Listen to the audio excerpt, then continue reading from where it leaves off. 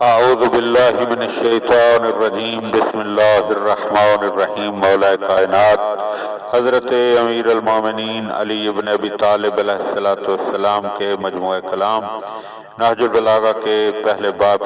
کے خطبہ نمبر 196 کا پہلا حصہ۔ وہ خداوند عالم بیابانوں میں چوپاؤں کے نالے سنتا ہے، تنہائیوں میں بندوں کے گناہوں سے آگاہ ہے،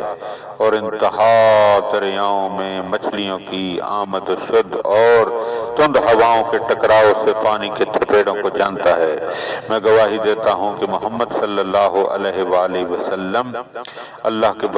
برگزیدہ، اس کی وحی کے ترجمان اور رحمت کے پیمبر ہیں۔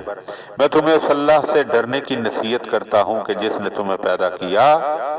اور جس کی طرف تمہیں پلٹنا ہے، وہی تمہاری کامرانیوں کا ذریعہ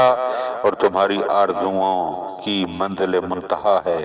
تمہارے راہ حق میں اسی کی طرف پلٹتی ہے، تمہاری راہ حق اسی کی طرف پلٹتی ہے، اور وہی خوف و ہراس کے وقت تمہارے لیے پناہ گاہ ہے۔ دل میں اللہ کا خوف رکھو، کیونکہ یہ تمہارے دلوں کے روگ کا چارہ، فکر و شعور کی تاریکیوں کے لیے اجالا، جسموں کی بیماریوں کے لیے شفا، سینے کی تباہ کاریوں کے لیے اصلاح، نفس کی کثافتوں کے لیے پاکیزگی، آنکھوں کی تیرگی کے لیے جلا، دل کی دہشت کے لیے ڈھارس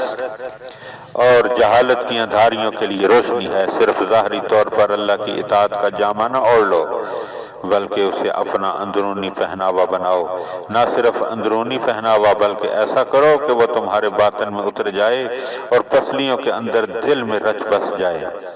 اور اسے اپنے معاملات پر حکمران اور حشر میں وارد ہونے کے وقت سرچشمہ منزل مقصود تک پہنچنے کا وسیلہ، خوف کے دن کے لیے سپر،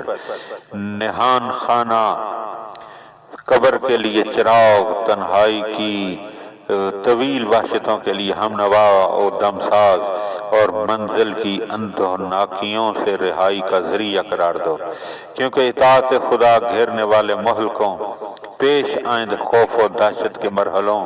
اور بھڑکتی ہوئی آگ کی لپٹوں کے لیے پناہ گاہ ہے۔ جو تقوی کو مضبوطی سے پکڑ لیتا ہے تو مصیبتیں اس کے قریب ہونے کے باوجود دور ہٹ جاتی ہیں۔ تمام امور تلخی و بدمزگی کے بعد شیریں و خوشگوار ہو جاتے ہیں،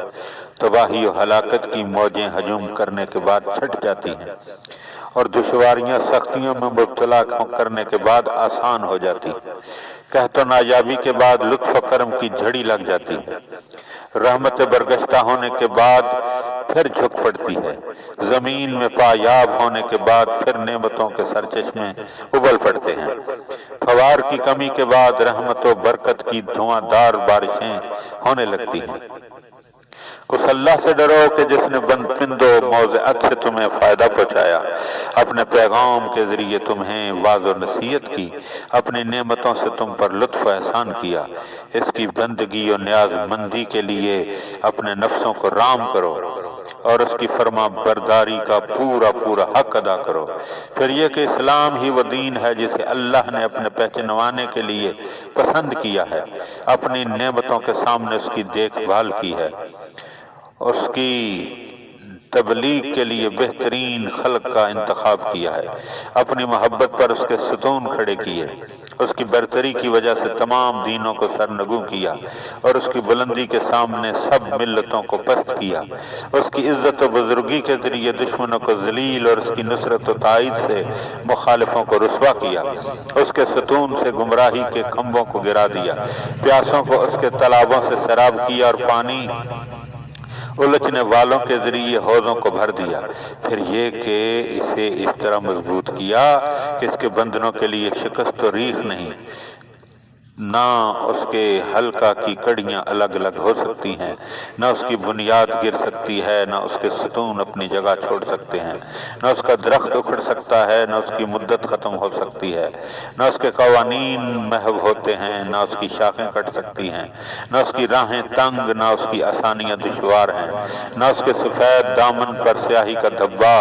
نہ اس کی استقامت میں پیچ خم، نہ اس کی لکڑی میں کجی، نہ اس کی کشادہ راہ میں کوئی دشواری ہے،